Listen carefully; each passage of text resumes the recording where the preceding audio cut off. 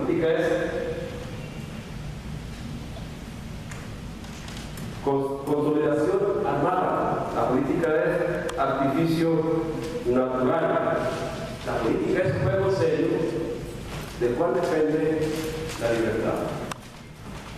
Pues bueno, ya tenemos dos versiones de política, habrá que ver por dónde nos conducimos. Lo primero, lo más esencial, es que todos tengamos interés en la política, porque al final el derecho de la política implica el alejarnos de las decisiones del país.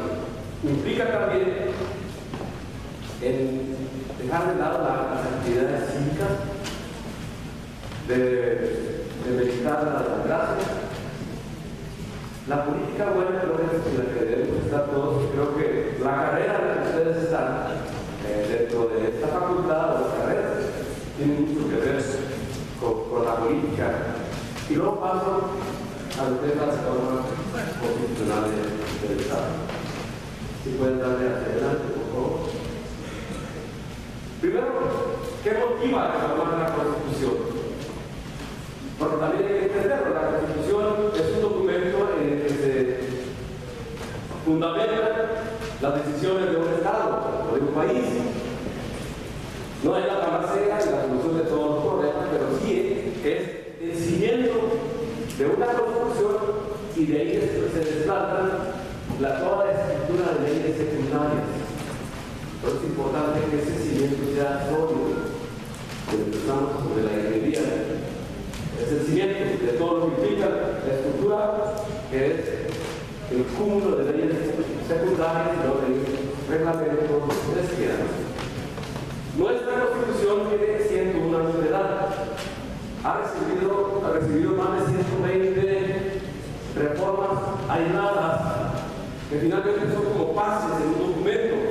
Entonces entenderemos pues que nuestra Constitución está hecha con diversos estilos de escritura. Está hecha con distintos estilos legislativos. Está hecha en su momento desconociendo lo que actualmente tenemos en cuanto a las nuevas tecnologías de la comunicación y de la información. Está hecha, si quieren ustedes, en una forma de escribir muy técnica, muy de abogados o de políticos. Entonces, hay muchos aspectos de la Constitución que se pueden cambiar, se pueden actualizar, por decirlo de alguna manera. Hay aspectos que no se pueden cambiar, no se deben de cambiar porque constituye el principio de la división de poderes, el principio de la legalidad, que implica que los servidores públicos solamente pueden hacer aquello para lo que están explícitamente facultados por las leyes. Pero hay otras cosas que se pueden cambiar, y es lo que vamos a ver. Primero, el fortalecimiento de aspectos de derechos humanos. Derechos humanos en México, en 2011 hubo una gran reforma sobre los derechos humanos. A partir de 2011 hubo el llamado, la obligación de los estados de actualizar las constituciones estatales con respecto a lo que planteaba nuestra Constitución Federal a partir de la reforma de los derechos humanos de 2011. Por ejemplo, aquí estaba un indicador que nos hace necesario incluir la reforma. Solamente un tercio, bueno, si vamos al estado que menos actualizado está en derechos humanos con respecto a la reforma 2011. Tenemos un 36.32% de cumplimiento. Ese aspecto ya es de por sí, ya es un aspecto ponderable para tomar esa decisión de reformar la Constitución. Pero ¿cómo se reforma una Constitución? Lo primero que requiere son votos. Primero de los ciudadanos para elegir los diputados, y luego de los diputados para que se pueda reformar la Constitución. Y una Constitución como la nuestra, por la rigidez que conlleva, requiere de la mayoría calificada, 2/3 partes de la Asamblea Legislativa.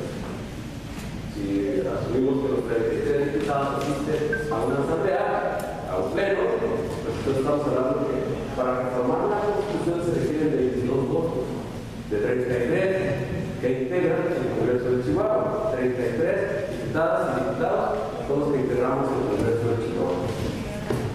De esos 33, De estos 33, el PAN tiene 15, es el grupo mayor. 15. Morena tiene 11, por lo menos.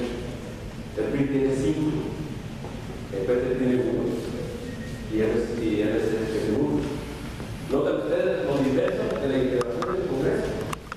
Es decir, ninguna fuerza política aislada, por así sea la mayor que este PAN, podría proponerse cambiar o reformar la Constitución porque no tendrían los votos. Y si a eso le agregamos que además una reforma constitucional implica el constituyente permanente que incluye a los ayuntamientos del Estado y que necesita también la aprobación de los ayuntamientos del Estado en donde haya por lo menos el 50% más uno de la población. Mínimamente 20 municipios también lo establece la propia Constitución. Tuvo que haber pues un primer acuerdo, antes un primer diálogo abierto, honesto, sincero, respecto de cómo habría que entrar en este tema de la reforma de la Constitución. Y tan se dio ese diálogo en esa unidad diversa que señalaba al principio, que finalmente la iniciativa de reforma, que básicamente es el documento de trabajo sobre el cual se hace el análisis y se propone, se cambia, etc. La iniciativa de reforma a la Constitución Política del Estado fue una iniciativa signada, aprobada y firmada por todas las fuerzas políticas que integramos el Congreso Legislativo. Esa fue la manera de entrar a este gran propósito de reformar la Constitución, porque no es un tema sencillo, hay que decir, no de nada, así está bien, no de nada, pero sí también la necesidad de actualizarla con lo que acabo de señalar, no solamente a la Constitución Política del Estado de todo el país, sino también a tratados internacionales. Hay más de 200 de los que nuestro país ha asignado con diversos entes ultranacionales. Aquí está ya señalado, creo que es importante que lo tengamos muy en cuenta. La Constitución se reforma para actualizar con respecto de la federal, para actualizar con respecto de tratados internacionales y para actualizar incluso con respecto de decisiones de la Corte, que ya constituyen jurisprudencia y es donde hay que tomar también